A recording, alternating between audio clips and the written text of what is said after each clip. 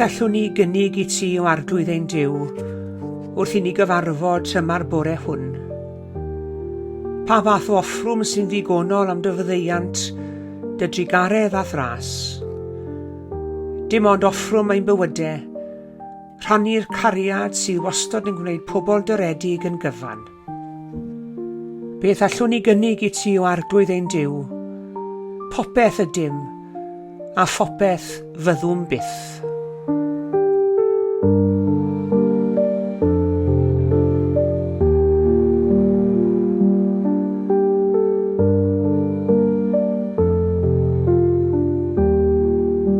Bore da iawn I chi gyd a chroeso cynnes I chi i'r oedfa ddigidol yr wythnos hon. Diolch yn fawr iawn I chi gyd am eich cwmni. Gobeithio gewch chi fendith o gydaddoli â ni heddi. Croeso cynnes iawn.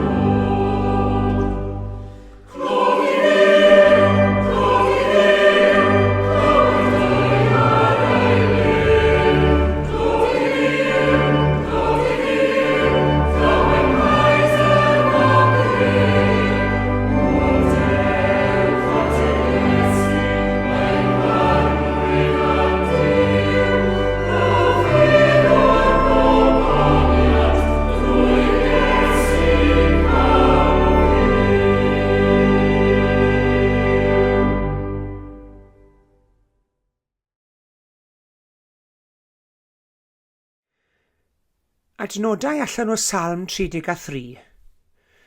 Chi rai cyfiawn, canwch yn llawen i'r arglwydd. Mae'n beth da i'r rhai sy'n byw'n gywir ei foli. Molwch yr arglwydd gyda'r delyn. Canwch iddo ar yr offeryn dectant. Canwch gân newydd iddo, I gyfeiliant hyfryd a bwrlwm llawenydd. Achos mae beth mae'r arglwydd yn ei ddweud yn iawn, ac mae'r cwbl mae'n ei wneud yn gywir. Mae e'n caru beth sy'n deg ac yn gyfiawn, ac mae ofal ffyddlon I weld o'r byd I gyd. Dwedodd y gair, a dyma'r awyr yn cael ei chreu. Anadlodd, a dath y sêr a'r planedau I fod. Mae e'n casglu dŵr y moroedd yn bentwr, ac yn ei gadw yn ei stordau. Dylai'r byd i gyd barchu'r arglwydd. Dylai bob person byw i ofni. Siaradodd a digwyddodd y peth. Rhoddodd o'r chymyn a dyna fi. Mae'r arglwydd yn drysu cynlluniau'r cenhedloedd ac yn rhwystro bwriadau pobloedd. Beth mae'r arglwydd yn ei fwriadu sy'n aros? Mae ei gynlluniau yn para ar hyd y cenedlaethau. Mae'r genedl sydd yr arglwydd yn dduw iddi wedi bendithio'n fawr, sef y bobl hynny mae wedi dewis yn eiddo iddo'i hun.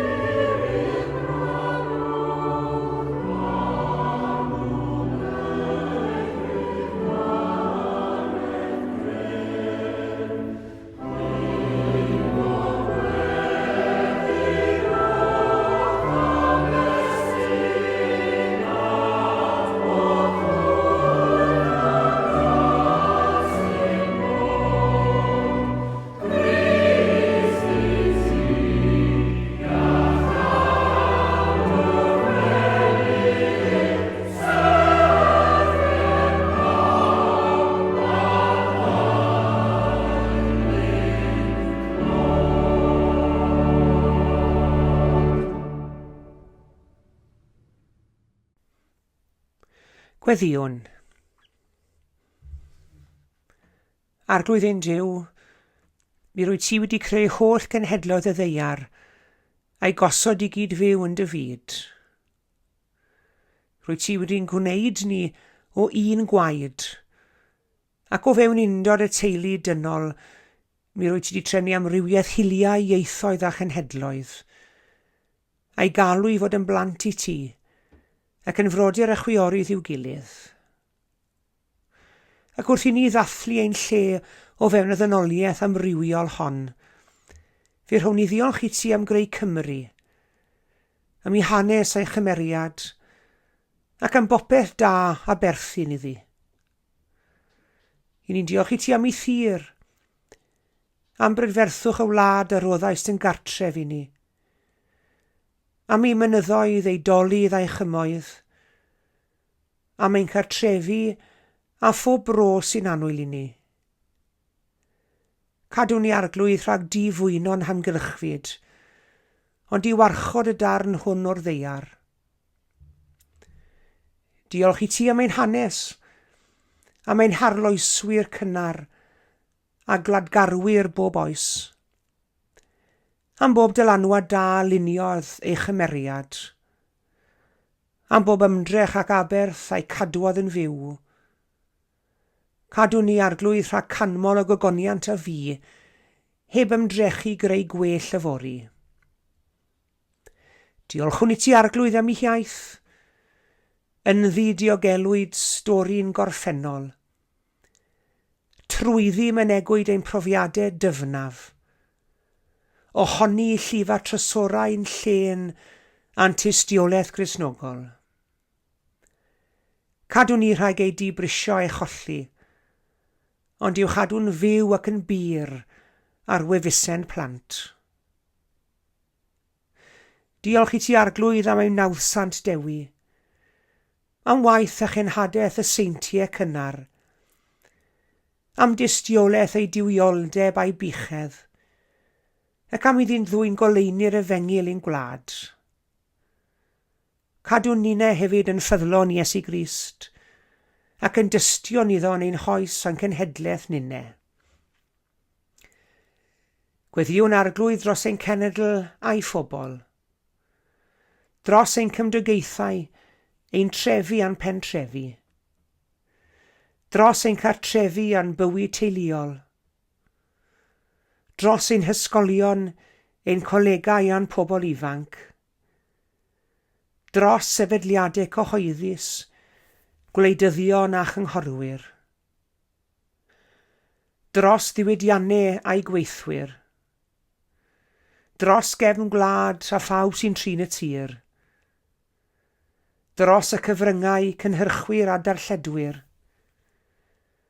dros fudiadau diwylliannol llenorion a beirdd, dros ysbytau meddygon a chleifion, dros bawb sy'n gweinyddu'r gyfraith, dros y tlawd, y digartref a'r diwaith, dros ein heglwysi, ein cynulleidfaoedd a'n pobol, a lledaeniad y deyrnas yn ein plith. Rhag pob brad nefol dad, teina dadain dros ein gwlad. Amen.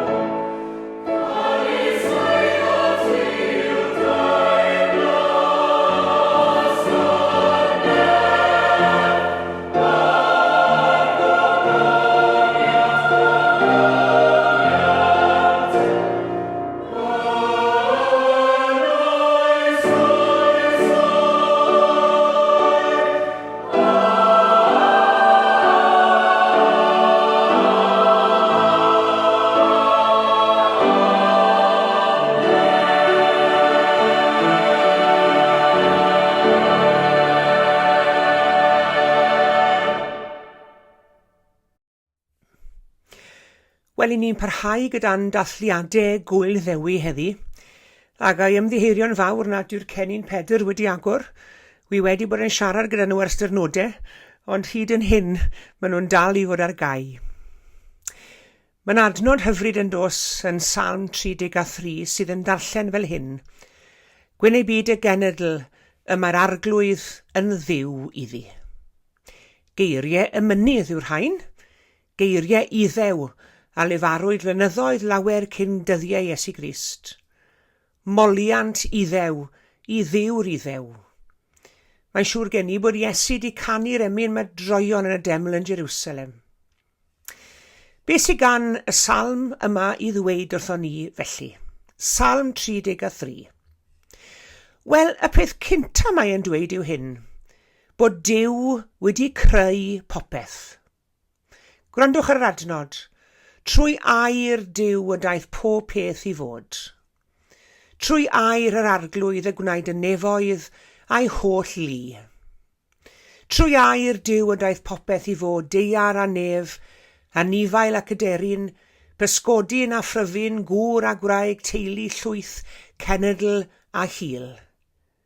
Y Duw a greodd berson a greodd y genedl.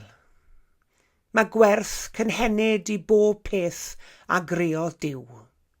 Mae gwerth felly i chi ac i fi, ac mae gwerth hefyd i genedl. Maen nhw'n dweud fod sawl seren a welwn ni yn goleuon y nos wedi peidio bod ers blynyddoedd lawer, ond bod goleuni'r sel hynny yn dal i deithio i gyfeiriad y ddeiar. Os oes ambell i seren yn peidio bod, dyw hynny ddim yn reswm dros ewyllysio gweld diflaniad y ser eraill. Bydde hynny yn ein gadael ni yn y tywyllwch. Mae'r un peth yn wir am genedl. Mae'r rhai cenhedloedd wedi bod ac wedi mynd. Dydy'r ffaith bod ambell i genedl wedi mynd, ambell ddiwylliant wedi peidio bod, ac ambell i iaith wedi marw, ddim yn reswm dros ychwanegu atyn nhw. Byddai'n bywyd yn dlotach yn byd yn fwy di-liw. Duw ordeiniodd genhedloedd, Duw a'n gwnaeth, a gwyn ei fyd y genedl sydd yn cydnabod hynny. Yn ail wedyn, mae gan Dduw fwriad ar gyfer y cread. Gwrandwch ar yr adnod, saif cyngor yr arglwydd am byth a'i gynlluniau.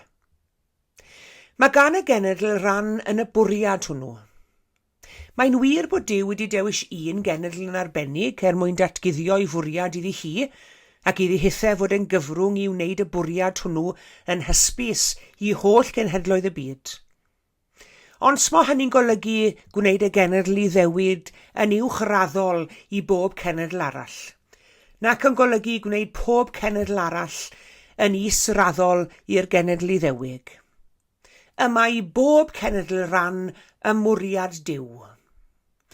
Yma i y mwriad Duw i bob cenedl fod yn genedl iddo fe, i bob diwylliant fod yn ymgnawdoriad o'i gariad creadigol e, ac i bob iaith fod yn gyfrwng i'w air e. Un o'r gwersi cyntaf ddysgodd yr apostolion yn llyfr yr Actau oedd na ellir gorfodi diwylliant un genedl ar genedl arall. Roedd yn bosibl i ddiwylliant arall fod yn ymgnawdoliad o gariad creadigol Duw, ac nid un genedl yn unig, ac mae hynny'n wir o hyd yn dwi. Pan fo iaith yn iaith y gair, nid cyfrwng mohoni'n unig, ond rhan o'r gair ei hun. Pan fo diwylliant yn fynegiant o'r gobaith Cristnogol, nid trysor i'w roi me amgueddfa Duw, ond anadleinios y genedl. Pan fo cenedl yn genedl i Dduw, nid cenedl yn unig mohoni, ond pobol i Dduw.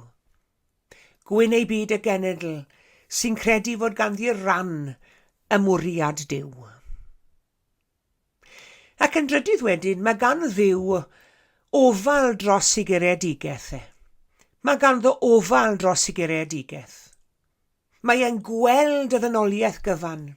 Mae e'n gwylio dros holl trigolion y ddeiar, ac mae lygaid ar yr rhai sydd yn ei ofni. Mae gofal Duw dros y greadigaeth gyfan. Nid dros un genedl yn unig mae ofal ond dros holl deulu'r ddynoliaeth, dros holl trigolion y ddeiar, a throsyrhau sy'n ei ofni. Mae ofal e dros holl genhedloedd byd. Mae'r hyn a ddwedodd Jenny Eirian am ei ffydd fel person yn wir am ffydd cenedl hefyd dwi'n credu. Doedd hi ddim yn gallu credu mewn Duw a oedd yn ymyrryd ar wahân i'r ddynoliaeth. Nid trwy fynd heibio i'r ddynoliaeth y mae Duw yn ymyrryd, ond drwy'r ddynoliaeth ei hun, hynny yw drwy ni, yn unigolion ac yn gymdeithas. Oedd Duw i Jenny Eirian wedi cilio a gadael cyfrifoldeb arni hi, ond eto bydde Duw yn dod yn ôl i'w nerthu a'i hysbrydoli i wynebu ei chyfrifoldeb. Trwy bobl fel chi a fi, mae Duw yn dangos i ofal am bobl eraill. A thrwy genedl, y mae'n dangos i ofal am y genedl honno. Dyna pam y dywedodd Emrys wledig yn Rama Saunders Lewis Buched Garmon. Mae gwynllan a roddwyd un gofal i'w Cymru fy ngwlad. A dyna pam y canodd Lewis Valentine am y wynllan wen ar rhoed un gofal ni. Mae'r salmydd yn ychwanegu mae trwy'r gofal hwn, mae Duw yn gwaredu, mae Duw yn achub. Nid gan fyddin gref a gwaredu'r brenin, ofer ymddiried mewn march am waredigaeth, ei holl gryfder ni all roi am wared. Na. Gwyn ei byd y genedl, y mae Duw yn gofalu amdani. Gwenlas sydd wedi canu i'r hen ŵr o Ben Cader a gafodd ei holi gan Harri'r Ail, brenin y Saeson. Pa obaith sydd genedl di yr hen ŵr mwyn yn erbyn fy myddi ni? A mae'r hen ŵr yn ateb. Ni all neb ei dileu hi ond dicter mawr Duw ar ben ein dicterau man. Ac oedri garedd fe gyfyd ef weddill bach dewr, a'r rhain fydd yn ateb yn iddo farn, dros y cornelin hwn o'n byd. Byth bynnag olygir wrth y farn fawr sydd i ddod, y mae barn fawr Duw arno ni fel cenedl heddi. Byth bynnag am y fori, mae Duw yn gofyn i ni heddi. Nid faint yw ein poen am Gymru, ond faint yw ein gofal ni drosti. Gwyn ei byd y genedl, y mae'r arglwydd yn ddiw iddi. Amen.